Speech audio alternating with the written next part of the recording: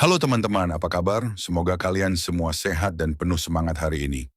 Kalau bicara soal impian, kita semua pasti punya cita-cita besar yang ingin diraih, kan? Namun kenyataannya, banyak dari kita yang pernah merasakan kegelisahan. Sudah punya mimpi besar, semangatnya membara di awal, tetapi di tengah jalan semangat itu, seolah meredup dan mimpi terasa jauh sekali. Seringkali hal itu terjadi karena tanpa disadari kita melakukan beberapa kesalahan yang justru menggagalkan impian kita sendiri tanpa kita sadari. Walt Disney pun mengingatkan, semua impian kita bisa menjadi kenyataan jika kita memiliki keberanian untuk mengejarnya. Kalimat ini mengajarkan bahwa tanpa keberanian untuk bertindak, impian hanya akan tetap menjadi mimpi belaka. Nah, video ini akan membahas 5 kesalahan utama yang bisa menggagalkan impian kita. Yuk kita bahas satu persatu.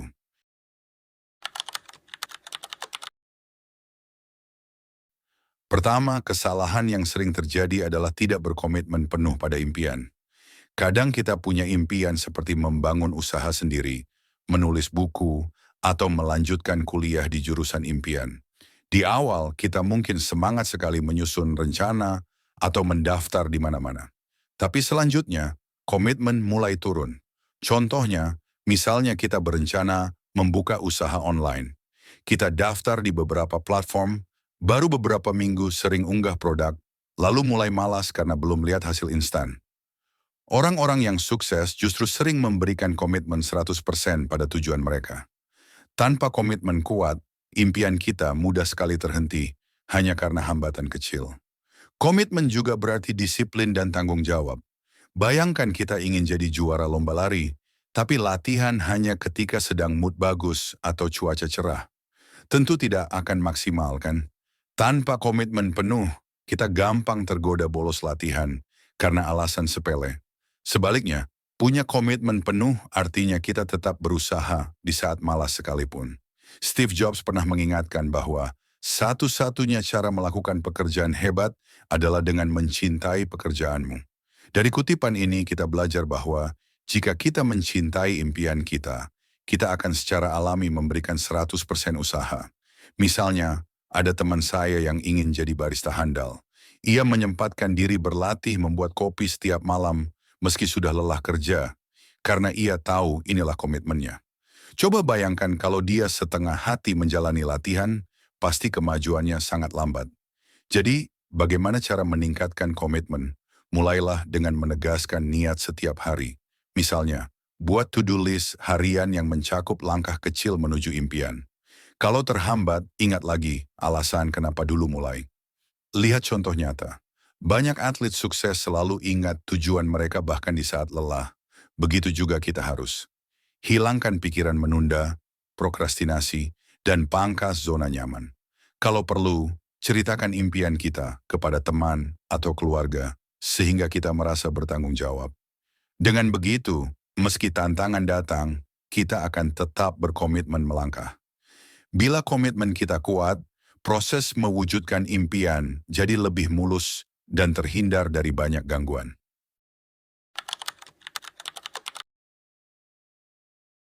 Kesalahan kedua yang sering terjadi adalah tidak menetapkan tujuan secara spesifik. Banyak orang punya impian besar, tetapi impian tersebut tidak diikuti oleh tujuan konkret. Misalnya kita sering dengar, aku ingin sukses atau aku ingin bahagia saja. Bagus, tapi tujuannya terlalu umum. Setiap kita punya definisi sukses atau bahagia yang berbeda, jadi kalau belum jelas maknanya, kita hanya berjalan tanpa arah. Jika tujuan kita kabur, langkah apa yang harus diambil pun jadi tidak pasti. Akibatnya, semangat mudah luntur karena kita sendiri tidak tahu target sebenarnya. Untuk lebih memahami, pikirkan pepatah Lewis Carroll yang bilang, jika kamu tidak tahu kemana kamu pergi, jalan manapun akan membawa kamu ke sana. Artinya jika kita tidak jelas mau kemana, setiap jalan tampak sama dan kita sulit mencapai apapun. Misalnya saat merencanakan liburan, jika tujuan liburannya tidak spesifik, seperti hanya ingin bersenang-senang, kita bisa berpindah-pindah tempat tanpa rencana jelas dan akhirnya tidak menikmati liburan tersebut. Begitu juga saat merencanakan studi atau karir. Jika tujuan kita hanya ingin bahagia tanpa tahu bagaimana caranya, kita akan kebingungan menentukan langkah. Selain itu, kita bisa belajar dari kata-kata Napoleon Hill.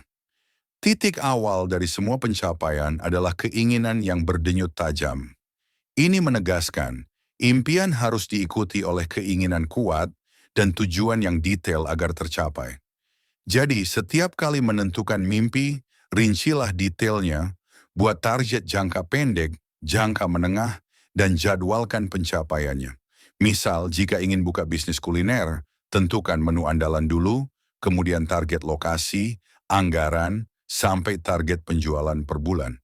Kalau perlu, terapkan SMART goals, spesifik, terukur, dapat dicapai, relevan, dan waktu jelas. Dengan demikian, setiap langkah yang kita ambil akan terarah dan terukur. Kita juga bisa menerapkan disiplin berdasarkan tujuan tersebut. Misalnya, setelah menetapkan target penjualan, disiplinkan diri untuk belajar strategi marketing setiap hari. Sebagaimana Jim Rohn mengatakan, disiplin adalah jembatan antara tujuan dan pencapaian. Intinya, tujuan tanpa rencana dan disiplin hanya seperti peta kosong. Atur strategi kecil setiap minggu, evaluasi pencapaianmu, lalu sesuaikan lagi. Dengan tujuan yang jelas, semangat kita akan terarah karena kita tahu persis apa yang ingin dicapai dan bagaimana cara menuju ke sana.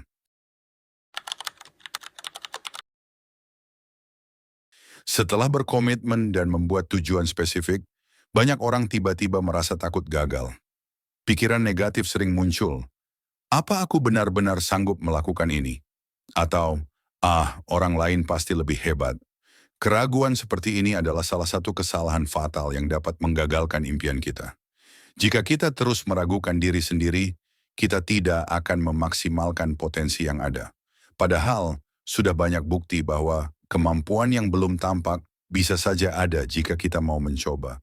Keraguan hanya membuat kita berhenti sebelum berjuang. Kita juga sering membandingkan diri dengan orang lain yang sudah lebih dulu sukses. Padahal setiap orang punya perjalanan dan timing berbeda. Jika kita terus berpikir, dia bisa, kenapa aku nggak bisa, kita justru mengeraskan keraguan tersebut. Lebih baik fokus pada kemajuan diri sendiri. Catat setiap pencapaian kecil, lalu bangun kepercayaan dari sana. Misalnya, jika baru pertama kalinya bicara di depan umum, raih target sederhana dulu, seperti bicara di depan keluarga. Setelah itu berhasil, naikkan target sedikit demi sedikit. Jangan biarkan pikiran negatif menguasai. Mulailah dengan konsistensi. Setiap kali berhasil melangkah sedikit lebih jauh dari sebelumnya, kita bangun kepercayaan sedikit lebih banyak. Agar lebih termotivasi, ingat John Wooden pernah berkata, jangan menyerah pada impian atau impian yang akan menyerah pada dirimu. Artinya impian itu seolah hidup. Jika kita sendiri yang menyerah terlebih dahulu, impian itu pun menyerah karena tidak ada lagi usaha.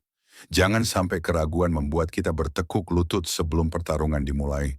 Demikian pula, Audrey Hepburn pernah berkata, tidak ada yang mustahil, katakan pada diri sendiri, aku bisa. Pesan kedua kutipan ini sama, bangun keyakinan kecil sekalipun daripada terlalu cepat menyerah. Misalnya, kamu ingin belajar bermain gitar. Di awal mungkin sering salah kunci dan bikin frustasi.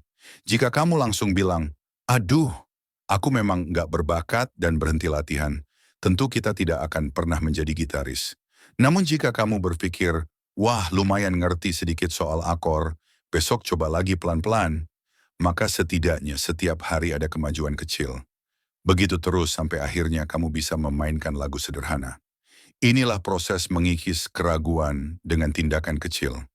Lakukan saja dulu, biarkan ketekunan membangun rasa percaya diri secara bertahap. Dengan melatih diri sedikit lebih baik setiap hari, kita bisa mengatasi keraguan secara perlahan.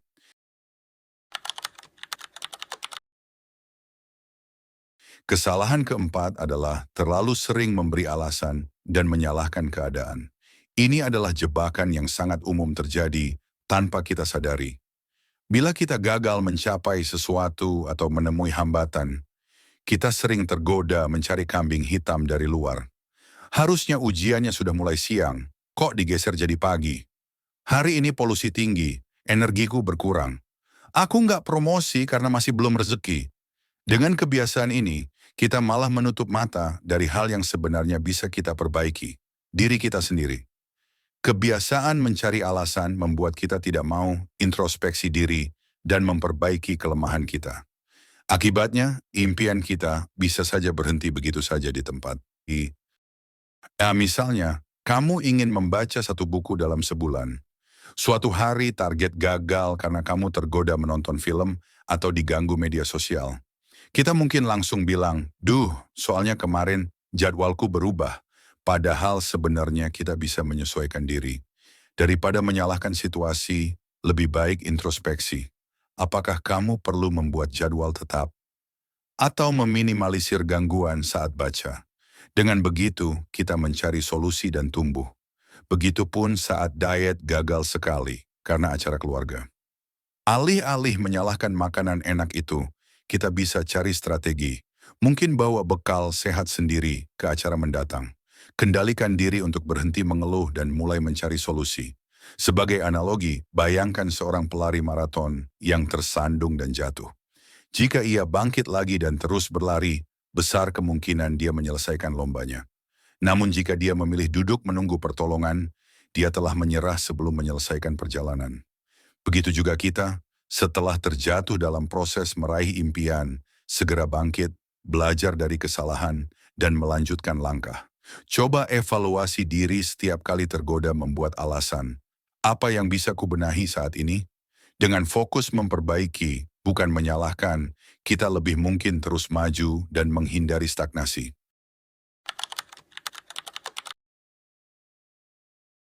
Kesalahan kelima dan terakhir adalah terlalu cepat menyerah ketika menghadapi kesulitan. Seringkali kita terobsesi hasil instan. Kalau belum segera terlihat hasilnya, kita merasa putus asa. Padahal, meraih mimpi adalah proses panjang penuh lika-liku. Kita sering lihat kisah sukses seolah tiba-tiba, tapi sesungguhnya di balik itu ada kegigihan bertahun-tahun yang tak tampak. Banyak atlet, ilmuwan, atau pebisnis sukses justru mengalami banyak kegagalan awal sebelum berhasil. Misalnya, Thomas Edison mencoba ratusan jenis filamen sebelum menemukan bohlam yang pas.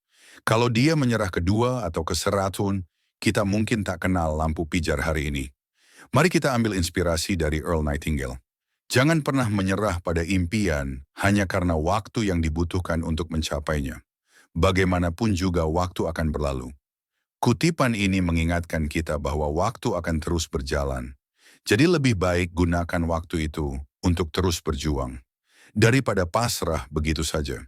Misalkan, jika impian kita memerlukan waktu 5 tahun untuk terwujud, bukan berarti kita berhenti setelah 1 minggu usaha karena belum ada hasil. Setiap hari kita melangkah meski kecil, setidaknya lebih dekat ketimbang tidak mulai sama sekali. Lihat juga contoh Thomas Edison. Ia pernah berkata, "Saya tidak gagal, saya baru saja menemukan 10.000 cara yang tidak akan berhasil." Itu menandakan bahwa setiap kali Edison gagal, ia mempelajari sesuatu dan terus mencoba.